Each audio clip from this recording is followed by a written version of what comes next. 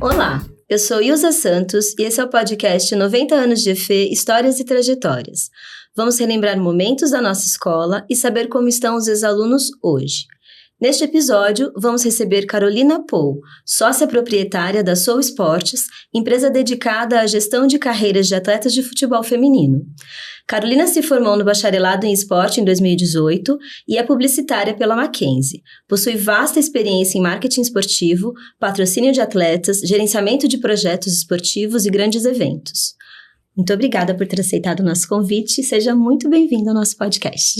Obrigada, é um prazer. Estou muito feliz de estar aqui falando para a comunidade da EFE, que é uma casa para mim. Então, muito obrigada. A EFE agradece, de verdade. Carol, pode chamar de Carol? Pode, claro. Carol, como surgiu o interesse em trabalhar com o futebol feminino? Eu sou ex-atleta, eu joguei por muitos anos. Eu não só joguei futebol, eu comecei na natação.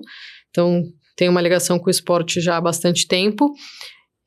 Depois que eu me formei em publicidade, eu segui tentando a carreira de atleta até um certo ponto que eu preferi sair, né, abandonar essa busca e ir para a parte de gestão esportiva.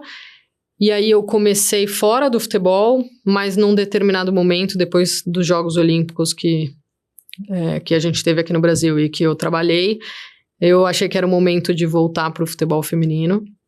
E aí eu comecei a me dedicar a isso e abrir minha empresa, enfim. Mas tem tudo a ver com essa minha trajetória como atleta. Como atleta, entendi. E sobre a sua empresa, fale um pouquinho mais sobre a Sou Esporte, assim, quais são as principais atividades da Sou Esportes? Bom, a gente tem um propósito, né, desde o início de usar o futebol como uma ferramenta para igualdade de gênero. Então, desde o começo a gente já tinha esse propósito.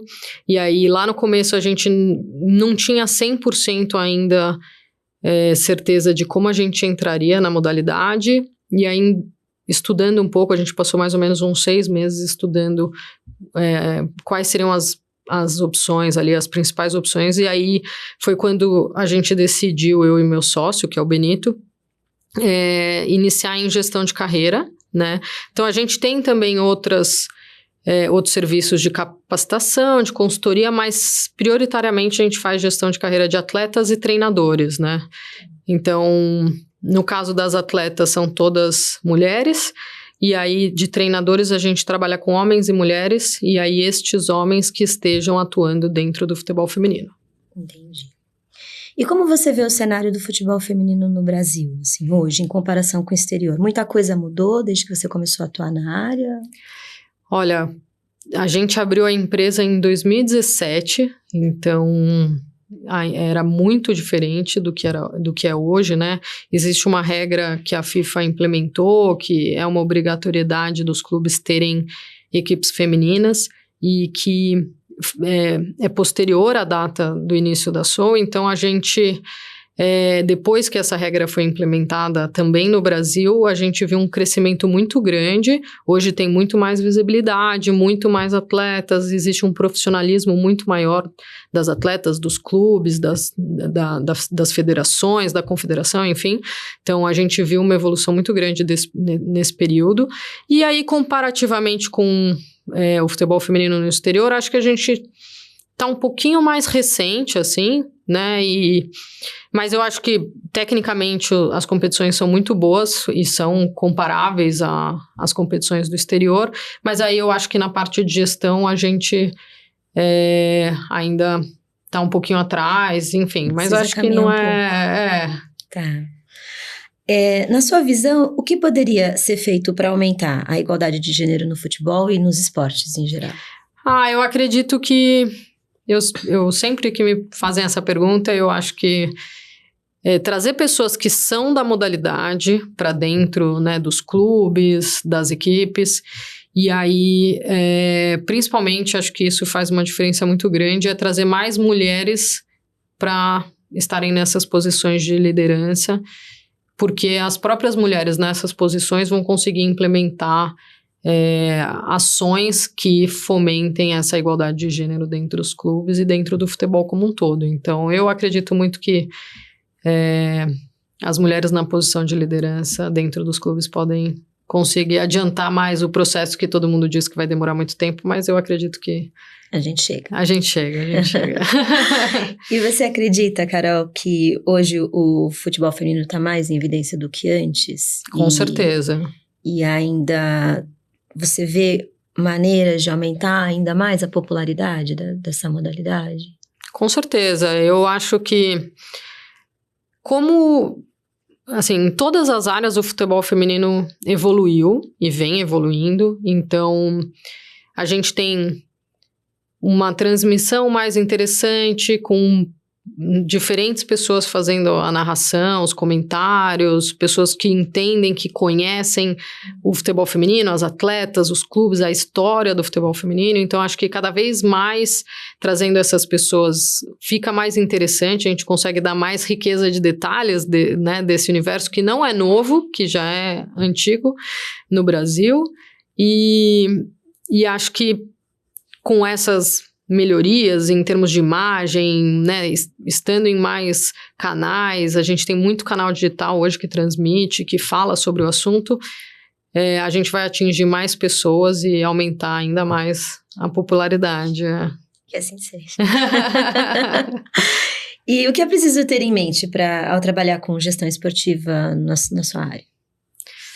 Acho que é importante levar com, né, esse tipo, acho que qualquer trabalho, com bastante seriedade, entender de fato, conversar com as pessoas que já, né, fazem isso há bastante tempo, que conhecem de fato a história, né, da gestão esportiva, e aí buscar conhecimentos novos, né, e estar aberta a as novas coisas que o mercado traz, né, que estão crescendo e conseguir juntar todo o conhecimento que a gente já traz com as inovações para conseguir fazer um trabalho de qualidade. Acho que isso é o principal. Entendi. Você atuou em grandes eventos como a Copa do Mundo de 2014 e os Jogos Olímpicos de 2016. Como foram essas experiências? E você vai atuar nos Jogos desse ano?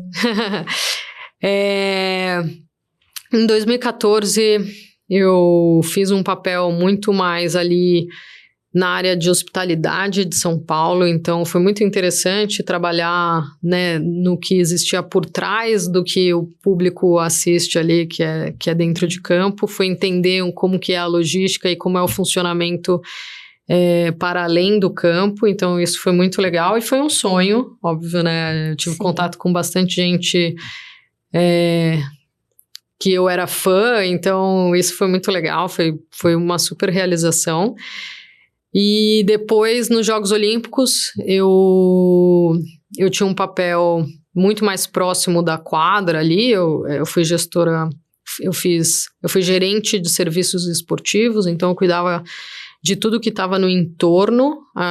Eu trabalhei diretamente no Paralímpico, com rugby em cadeira de rodas, que também foi um aprendizado muito grande, trabalhar com uma modalidade paralímpica, e dei um suporte grande ali também no handball, estava bem próximo ali do pessoal do handball, então o universo, assim, era o meu sonho estar nos Jogos Olímpicos, e aí poder contribuir com a realização dos Jogos foi com certeza a minha maior realização profissional, foi ter trabalhado nos Jogos.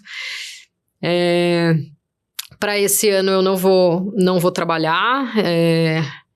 Hoje, no momento que a Soul Sports está, assim, não sobra muito tempo para fazer outras atividades, mas com certeza eu vou acompanhar e eu sou super fã. Depois que acaba os Jogos Olímpicos e Paralímpicos, eu fico 1 semana, 2 semanas ainda sentindo falta, até voltar a ter uma vida normal.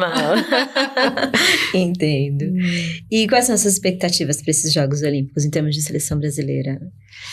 Olha, eu acho que a gente tem uma seleção muito forte.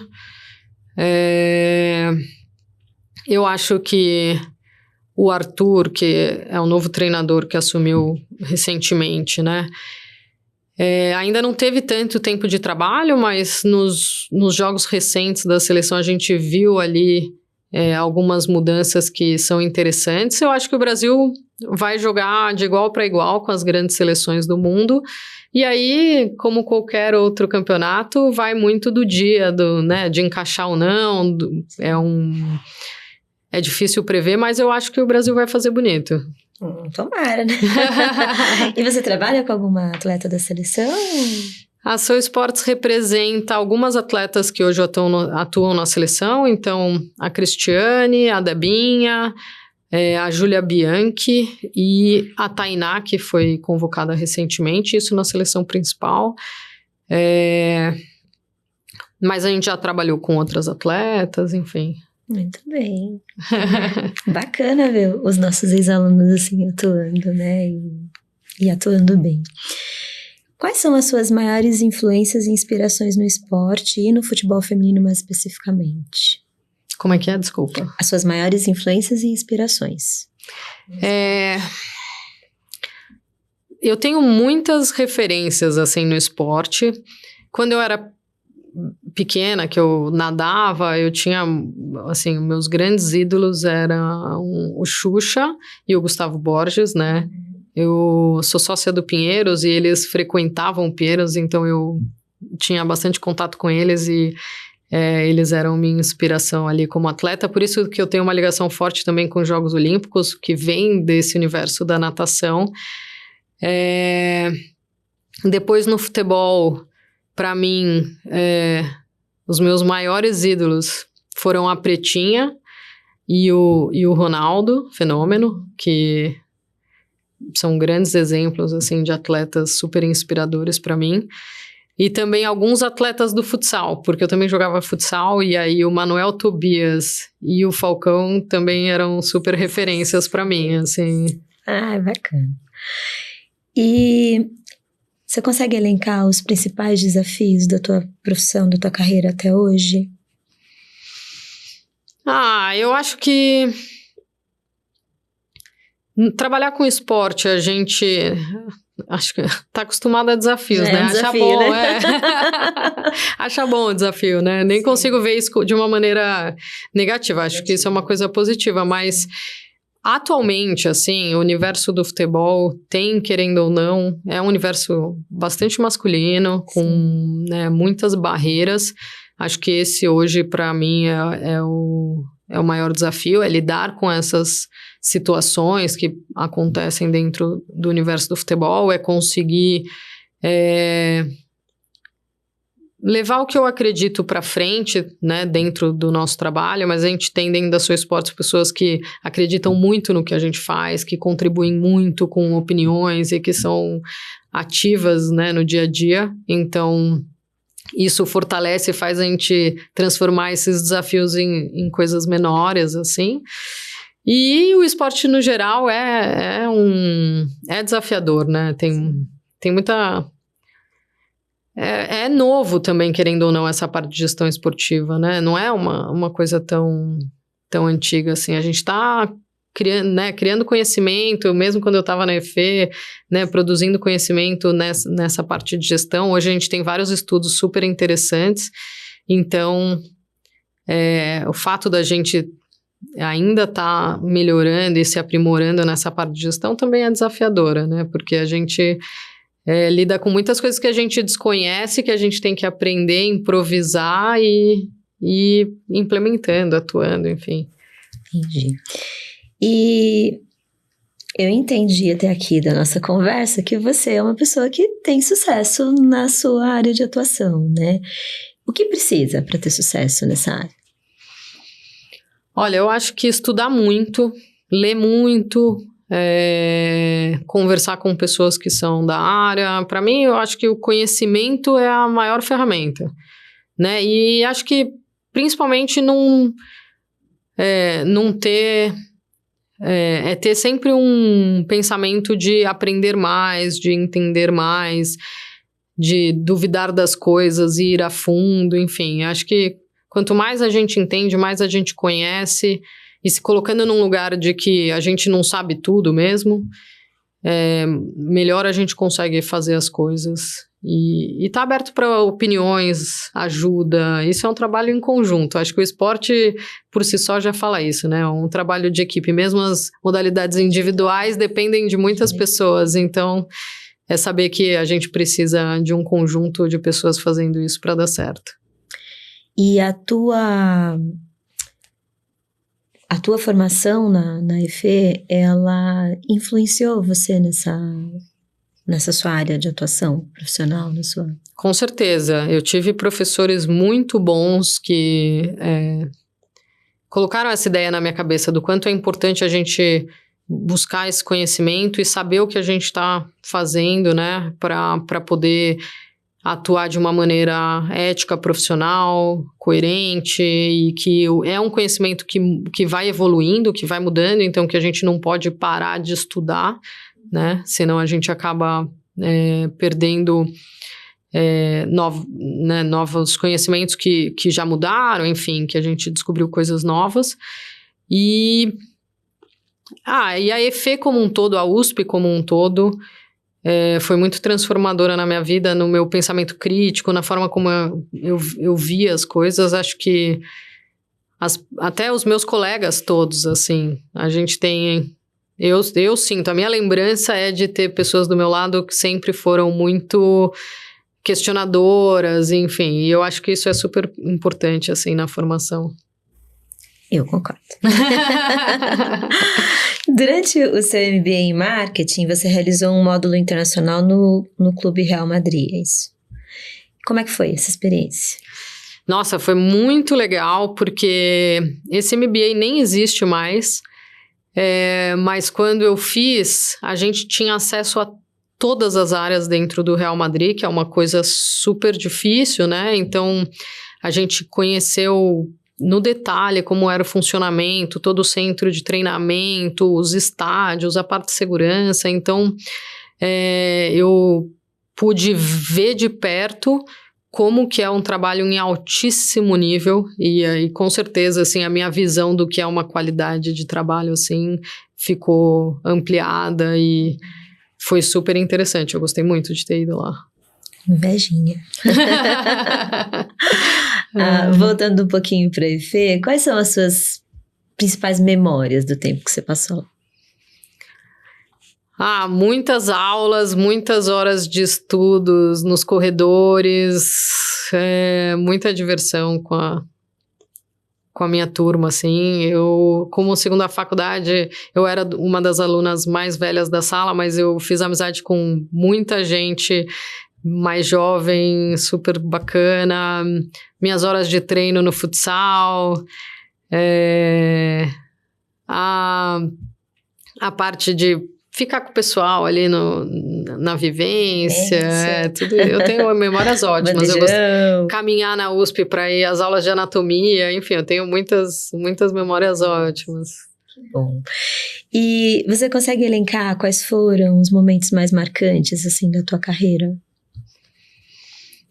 Olha, eu considero até, desde como atleta, assim, quando eu joguei no Corinthians em 2001, que eu fui entender mais a fundo o que era o futebol em alto rendimento.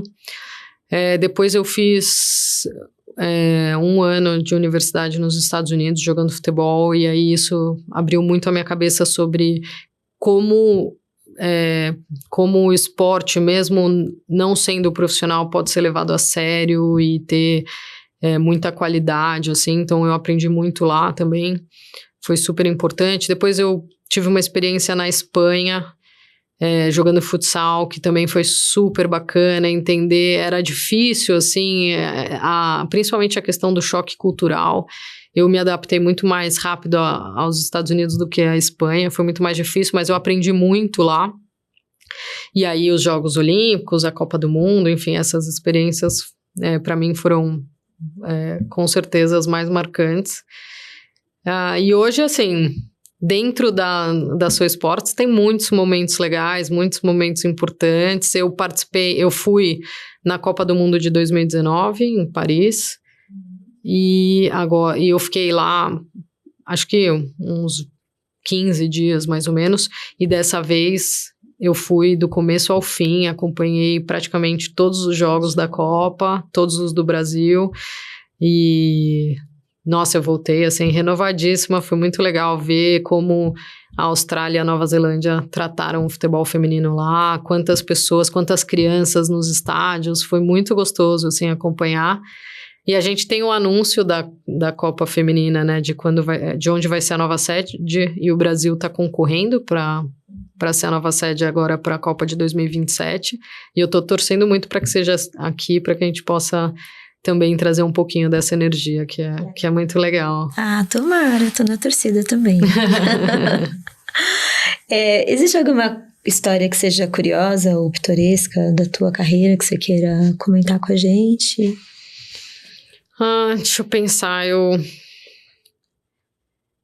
acho que tem uma história que eu gosto muito, assim, que é dos Jogos Olímpicos, porque a gente usava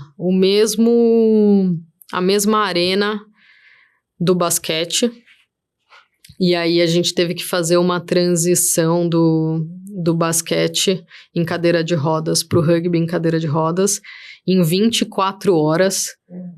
E algumas coisas dentro do planejamento falharam e a gente teve que pregar como que fala? O tapete nas áreas que eram de mídia, enfim, outras áreas ali que estavam fora da quadra, enfim.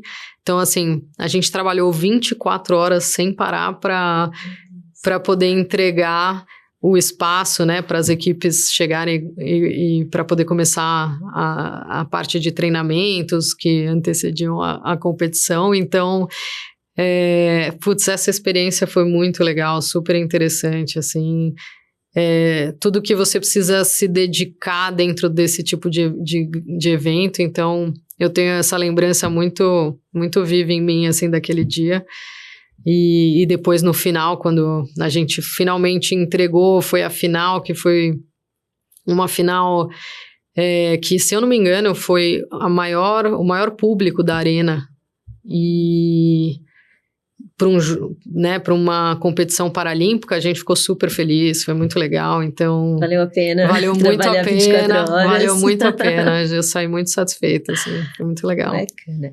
Carol, a gente sempre faz uma pergunta aqui para os nossos convidados, que é, o que você diria para um estudante da EFE que está se formando agora, terminando a graduação, e que gostaria de trabalhar com o que você trabalha? Me procura, tô brincando. Eu acho que principalmente acreditem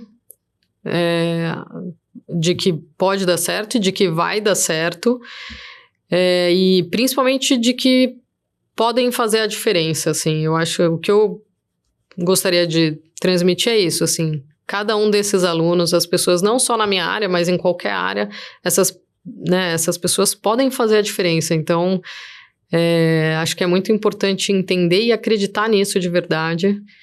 E aí estudar, ir atrás, né? Eu falei brincando, mas eu tô super aberta sempre, assim.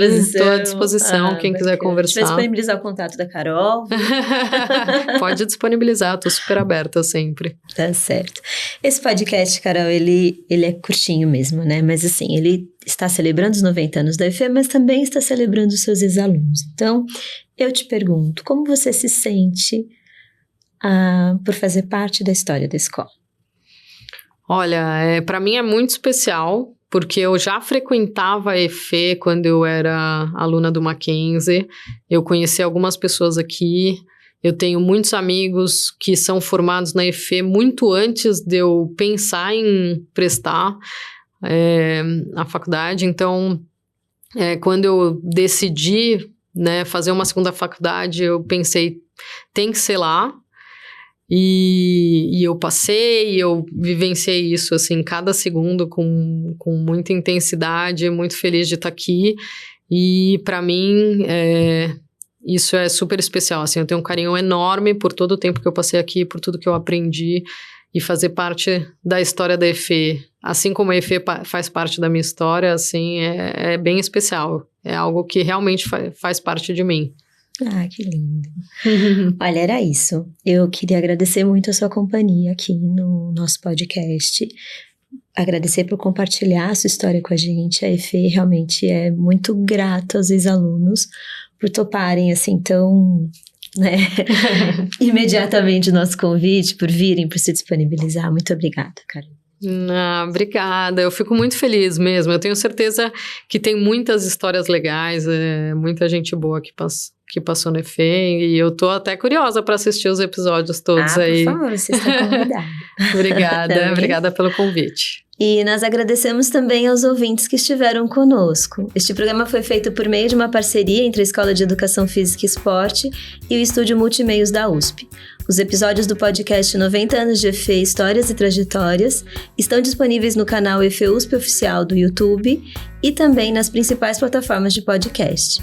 Até o próximo episódio.